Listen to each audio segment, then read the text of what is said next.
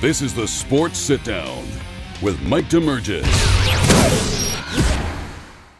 I was coaching up in Montreal with the Montreal Concords, and Walt Michael got the job at the New Jersey Generals, and I knew Dan Sikanovich, and I'd coached at Connecticut and got to meet Dan. He was friendly with the guys at UConn, and he called Walt on my behalf, and I went down to New Jersey as the receiver coach the first year, and it was an exciting year. We had a new owner in Donald Trump, and we had some good players. We just signed Brian Sipe. We had Herschel Walker, Maurice Carthon, Kent Hull, great offensive lineman that played many years with the Buffalo Bills. And defensively, we had some veteran players on that side.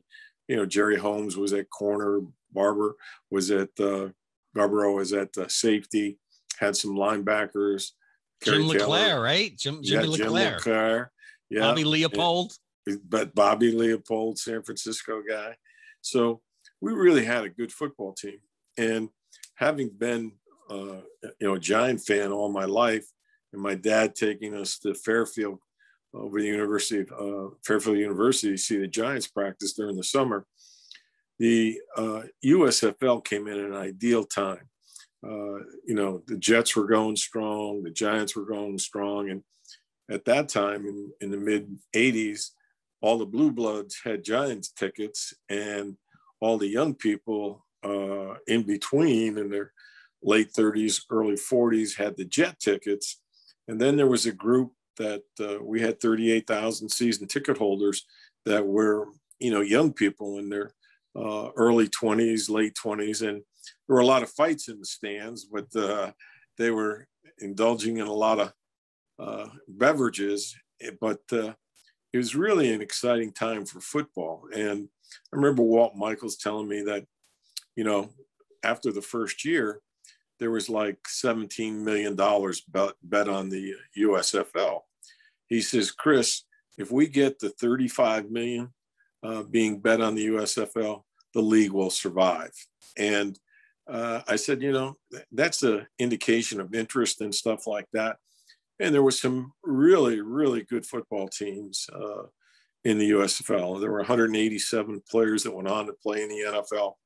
And it was a place where people got a chance to develop. Maurice Carthon was a wing back and in college at Arkansas State, and we moved him to fullback. He went on and became an excellent fullback for the New York Giants. We had a bunch of players. You look at the quarterbacks that played in that league: Bobby Hebert, Kelly, Flutie, Steve Young. You talk about a league that had quarterbacks. Many of them went on to play in the NFL. So it was, for fans, it was exciting. There were different teams there. You could get to tickets and go to a game, and they were, they were true fans from every sense. And I could speak to that because I was one of the 42,000 fans that used to go to the Generals games in '84. That team based on the ground game under Walt Michaels, defense, and Brian Sipe. And that was in the second year, they started to bring a lot more veterans over, and the big name players were kind of at the end of their career in the NFL, and they wanted that one more big paycheck. Talk about when the Generals brought Brian Sipe over, what it was like working with a veteran like him. Well, Brian was a true professional, and had a great career in Cleveland, and he was at the twilight of his career. He was on the back nine, but he came in and it gave credibility to the team. I remember one day Brian standing up in a meeting on a Monday after a game, and he threw a pass, and one of our receivers got hit pretty bad on the play. And he stood up right in the meeting and apologized to the receiver. He says, "Hey, that was a hospital shot I threw there. I'll never do that to you again." So he was a true professional, and he knew himself. He had tremendous anticipation. he wasn't going to drive the ball down the field on a rope for, 40 yards. He would take and lay it up and throw to a spot. And we were successful with him as our quarterback. But, I'll tell you a funny story. I was getting ready to go out to see Randall Cunningham out at Vegas. He was a punter and a quarterback. And we were interested in getting Randall as our quarterback. But Donald came in and said, hey, I want Flutie. He's a Heisman Trophy winner, played at Boston College. We have a lot of Boston College fans here in the metropolitan area. So my trip to Vegas was canceled, and we wound up signing Flutie. And then we started to go to camp with Flutie and Sipe, and we traded Sipe to Jacksonville just before the season. Let's still say in 1984 before we moved to 85. Your team, that Generals team, did something pretty incredible. You had two backs that rushed for 1,000 yards. Maurice Carthon was known as a blocker that brought toughness to the Giants in the 1980s and really propelled that offense to make it a basher. But you had Walker and Carthon, both 1,000-yard rushers that year. Yeah, we had two excellent backs, and everybody was keying on Herschel, and Herschel was a great player.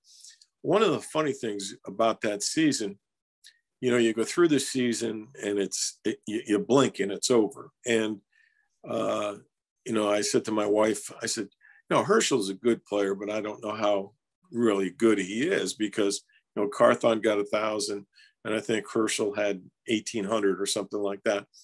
And, we took our break. We went on vacation after the season, and we came back. We started doing our off-season work. And I came home after a week or so, and I said to my wife, the reason we still have our job is because of Herschel Walker. I mean, he could do anything. He could be he could catch passes. He could run. One day we were playing Philadelphia, and Philadelphia took the ball and went down the field and took about 7 minutes off the clock. And then we got the ball, they kicked it out of the end zone, and we ran a toss to Herschel, and he went 80 yards for a score. Then Philadelphia came back on. So we only had one play in the first quarter. And but Herschel, anytime he touched the ball, whether it was on a pass or whether it was on a run, he could take it the distance. And excellent player. And, with people keying him, we had plays for Maurice, and Maurice was a good runner, but, he accepted his role. He accepted his role that he was going to be a blocker. And then I'll give you a story about Maurice. He had a chance to go to Dallas after the league folded. And he called me. He said, my college coach is at Dallas, and he wants me to come down there. And there's about $25,000 difference in the salary. I said, Maurice, the signing bonus was $25,000 more. I said, Maurice, the Giants and, the New Jersey Generals have the same terminology. I said, Chuck Fairbanks, who was the coach before Walt Michaels, had the New England Patriots playbook from when he was at New England. So our terminology was very similar. And I said, this will give you a chance to go in and at least know the system, and it'll be easier for you. And to Maurice's credit, he decided to stay in New York, and he went on and had a great career. But here's a guy giving up $25,000 at that time was a lot of money, but it all worked out for him, and it worked out for a lot of players in the USFL. Now, tell me if this is true or not, that when Donald Trump found out that Maurice was going to go to the Giants, he basically got the message to you that you would be fired if Maurice Carthon kept getting the ball and scored touchdowns, because his numbers dropped significantly in 85 when Herschel had that incredible, set the rushing record, all-time rushing record. That a lot of that story is true, so Donald wanted stars, and Herschel was a star. And, he wanted to, Flutie and Herschel Walker were the two guys that were going to be the face of the organization. And,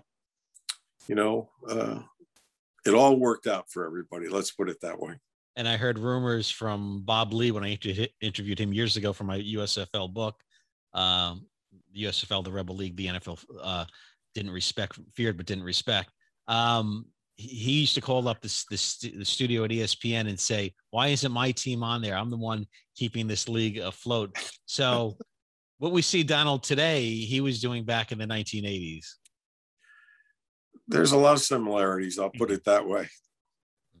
And talk about the 84 team went 14-4, and then those damn Philadelphia Stars. And I when I interviewed Irv Eatman about it, I'm like, what was it about your team that you had the Generals number? You should drive me crazy.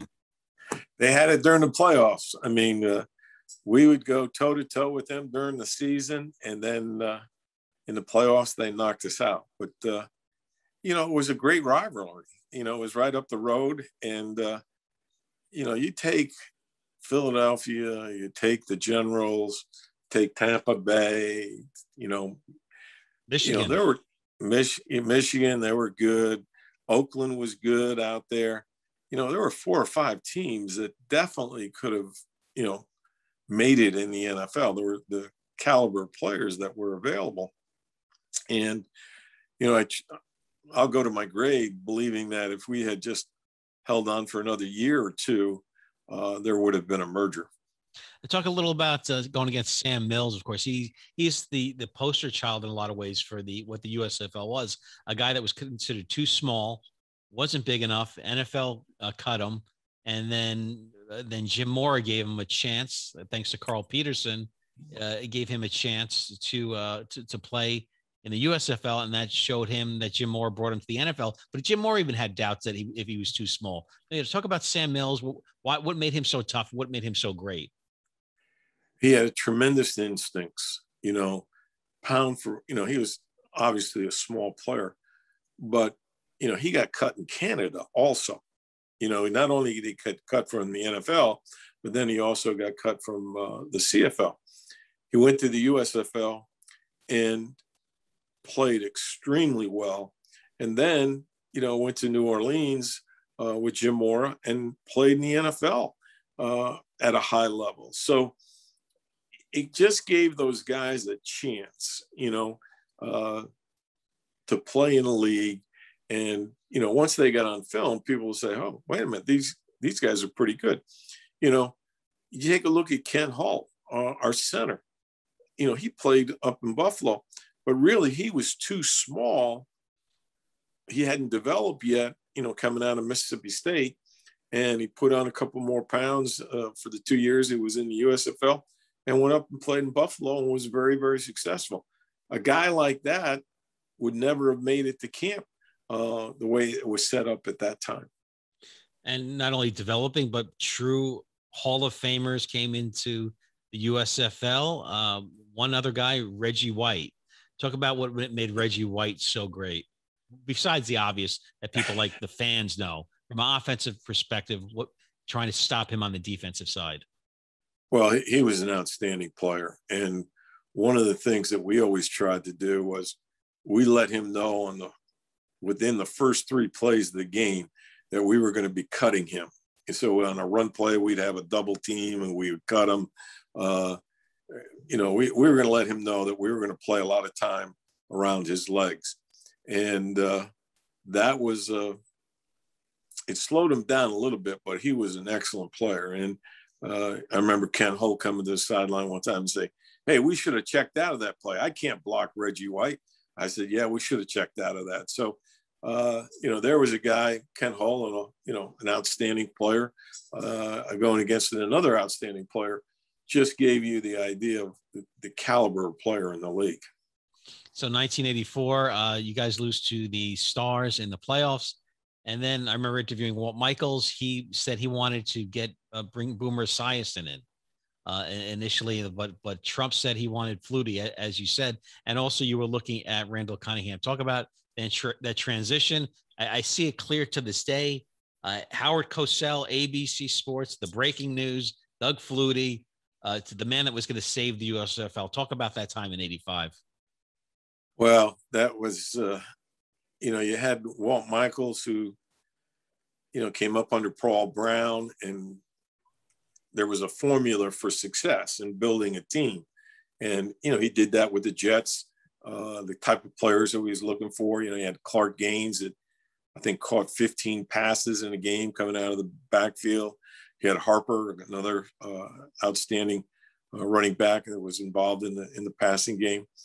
And we were going to run the ball. We had Herschel, we had Maurice. We were going to be pretty solid there. But it was obvious that Brian was at the twilight of his career. And, he bent over one day to pick up a pair of socks, and he twisted his knee and had to have an operation, So old age doesn't come alone. There's some things that come with it. And so Walt, had expressed to Donald that, we needed a quarterback, and, he wanted to go the veteran route because, you can win quicker that way. And Donald wanted to go with Flutie. And, when you own the team, normally you get your say in deals. And we took Doug. Doug was a smart player, and, came from Boston College, which I knew a lot of the coaches on the staff up there. And, we never, Walt said to me, now look, we don't want to run any bootlegs with Flutie until the second half. Let the defense get a little tired before we start running bootlegs. And, Doug was, he could throw the ball. He had a golden horseshoe. And I remember after the league folded, Mike Ditka called, and I'm sure I was on speakerphone. I'm not saying I know it for a fact, but I thought I was on speakerphone. And I was telling him about Doug and his, what he can do as a NFL quarterback. And Doug never got a chance. And he goes up to Canada and then comes back and gets a chance in the NFL. And, you look at, quarterback at Arizona, and you look at the quarterback at Seattle, they were Doug Flutie size, and the unfortunate thing, Doug was, way before it was acceptable to have a quarterback his size. But Doug went on and played in the league and had a great career, San Diego and Buffalo. And again, another player from the league, from the USFL that played in the NFL. Talking about Flutie and just having that Flutie magic. I remember a play against the LA Express at the Meadowlands where he was running left, running right. It was like Bugs Bunny, Roadrunner.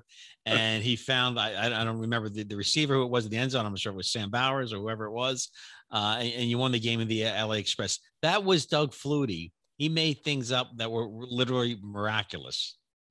No question. And the point is, and Walt had a great point. He wanted to wait until later in the game when the defense was tired. And, you're not used to chasing a guy like Flutie for 4 quarters. And I think those quick, dart-like guys that have speed to get around like that definitely have a value in the league today. Do you remember the feeling week 15 when Reggie White broke his collarbone? Yes. And that pretty much cemented the season for you guys. Right. It was not a dirty play. It was just he fell on him. And,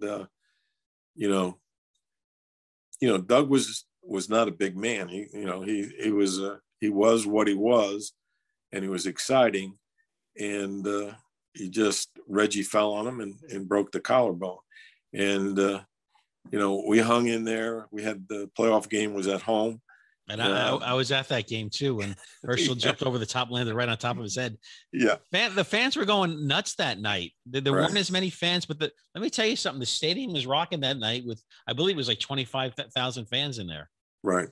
What I'll tell you this, Mike, the first time we trained down in Central Florida, and we went over to play in Birmingham, and, they announced 65,000 or something like that. And I said to somebody, I don't know if there was 65,000 there or not, but there sure were a lot of people. And, it was catching on. And, there was a great following. And you say to yourself, why can't these other, leagues that try to do it in the spring be as successful as the USFL? And, you look at the quarterbacks that were developed, there still needs to be a league to develop quarterbacks even today. Yeah, I totally agree with you. Absolutely. So 1985, would you remember where you were when you realized, hey, boys, we're not coming back? What was the overall feeling? Did you make plans to go to the NFL, not to wait for the final decision in the lawsuit? Well, what had happened was there was a merger between Houston and the Generals. By the way, I want you to see this, Chris. You see this right here? Yeah. I have the picture of Jim Kelly. They got Kelly, Kelly, and they got Flutie. I said, yeah. They got a pretty good quarterbacks to start with right now. And, they let Walt Michaels go, and they brought Jack Pardee in. And, so we were out of work. But you worked for Pardee years later on in the NFL. Later on, I worked for Jack in Houston. And, Jack was a laid back guy. He was a fine individual and passed away, and one of the true great guys in pro football. But they merged, and we were let go. So we were looking for jobs, but at that time there really weren't any jobs because colleges were filled, the NFL were filled. So we kind of just, went through the fall, and, guys started to look for jobs in the NFL. And I was at a point in my career that I thought I needed to be a head coach. So I took a job at the University of New Haven as the head football coach, and spent 2 years there, and then 2 years at Boston U, and then came back to the NFL with Jack Pardee in Houston. So, Donald paid all of us what our contracts were due. I was disappointed when the league folded, because I thought it was a good opportunity for the players, and it was a good opportunity for guys to coach. Can you verify this, that there is some truth to that, that Trump was actually wooing Lawrence Taylor to come play for the Generals, and he signed a futures contract? I've heard that story, but I have not seen any proof to that. But that story was floating around. And what about Mark Gastineau? There was some truth behind, some rumor behind. I did not know that one. I did not know that one. So, and of course, he was also looking at bringing Don Shula in before he brought Walt Michaels in as well. So Trump was thinking big back then. Yeah, I mean, if you know Donald, you're not going to be second fiddle. I mean, there's, he wants to make a splash. And I'll tell you one funny story. He called me one night. We were playing Jacksonville, and he said, "Chris, this is Donald." I said, "Donald, how are you doing?" "Good." And he said, "Tomorrow night, I'm going to have Mike Wallace with me." I said, "Oh, great." He said, "I want Doug to throw for 400 yards, and I want Herschel to run for 200. I said, "Donald, Jacksonville's not bad now. They're pretty good." He said, "Chris, I want to look good." I said, "Donald, you pay Herschel and Doug a lot more money than you pay me." I said, "You better call them and tell them that." He says, "Chris, I don't think that's very funny." So, he wanted to, he wanted to have a flash. He wanted to be, he wanted people to, see what kind of team he had. I mean, I remember when we put in the spread formation, we called it the Tower in honor of Donald. And the fans went, I don't know if you were in the stands or not, but we had linemen one place, and the center was eligible, and we had people running all over. And with Flutie, that was, something he could do. And Donald, after the game, was so excited about that play. "We got any more formations like that?" I said, "No, not just yet, Donald, but we'll work on it." So, one thing about the USFL games, I never felt like it was a minor league situation. ESPN, it was their first foray. into play-by-play. There were exciting games during the week. There was, the Saturday night game, which I thought was great. Talk about when Herschel Walker broke the rushing record against the Bulls at home. That had to be exciting for you. Very exciting. Well, you talk about the announcers. Everybody talks about Charlie Steiner as being, a baseball guy. Started with the Generals. That's right. He did an excellent job as a, guy doing football. And, when Herschel broke that, as a coach, you really don't get caught up in the numbers. But when everything settles down, you say, wow, that was amazing. And Herschel, he'd come out to practice and he'd have these thermal underwear on. And he'd weigh out at 225. He'd come out, he'd work, he'd run, he'd sweat. He'd come back in after practice, 225. He was just a rare human being.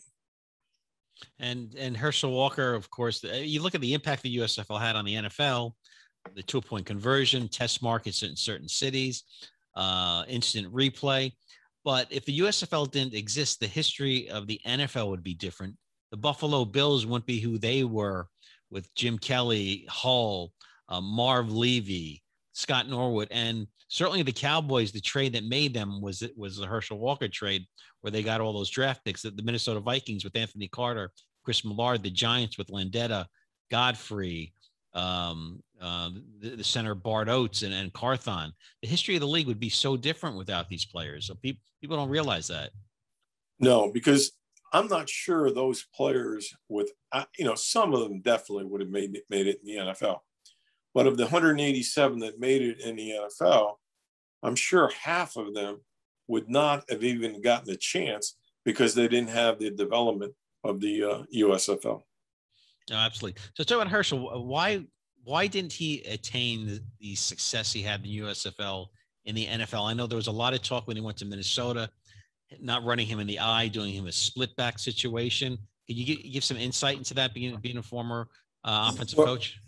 Yeah, you brought up before about Herschel and Maurice. Well, we were in a situation where we went to some split backs so that we could get Herschel and Maurice the ball.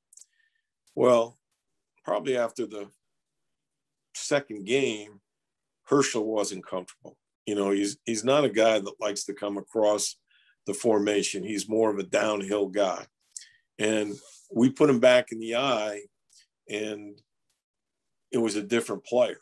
I remember him coming in one day and saying to me, I understand you're upset with me about my running style. So, Herschel, I'm not upset with you. I said, you're seeing the reads and stuff like that. I said, but what I'm upset about, I'm upset about with myself, because I think you're more of a down the hill guy, where it puts you in the eye and give you a chance to read like you did at Georgia and what you did the first year here. And he said, yeah, maybe that's it. Well, he goes out and gets 238 yards the next game. So I said, well, I guess we found out what the problem was. It wasn't you, it was the formation. So he went on and had a great year. And, there's some backs that are, some backs like guys in front of them. Some like to move the fullback so they get a better read on it. I think Curtis Martin was one of those guys. He liked to be in the eye, and he didn't like anybody slowing him down or blurring his vision. And I think the same thing was true with Herschel. As you look back at the league and you look at the opportunities that players got, we mentioned Sam Mills, and talk about the coaches that came from the league. It's an incredible list of coaches that coached in the NFL that went on from the USFL.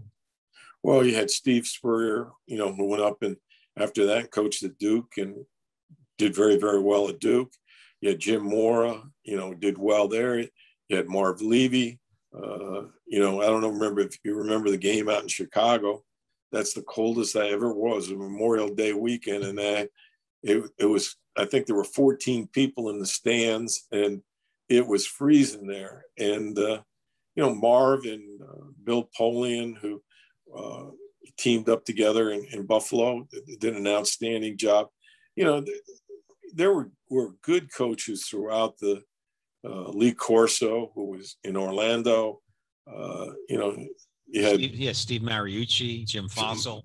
Oh yeah, a lot of assistant coaches, you know, that went on and were successful, and you know, USFL guys, and you know,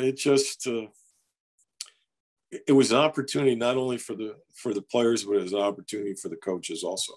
Now, the Generals were first-class organization. Many former players have testified to that. Then there were teams like it was a little bit crazy, like the San Antonio Gunslingers per se. They talk about going to some of the smaller venued places in the USFL that you were. Did you think what the hell's going on here? Well, somehow we never played them, San Antonio, and you know, every league is different. You know, I'm sure that, you know, you got the New Yorks, you got Dallas, you know, you got all the larger markets. And then, you know, you have Green Bay, you know, you had Cincinnati in the NFL. Well, the same thing is true in the USFL. We had, you know, the larger markets that, you know, where there were certain things that had to be done. And then you had the smaller markets where you just didn't have you didn't have, you know, luxury boxes and things like that to you know, sell and make money on. So, you know, I think it was tough for a couple of the teams, but a majority of them were in pretty good shape.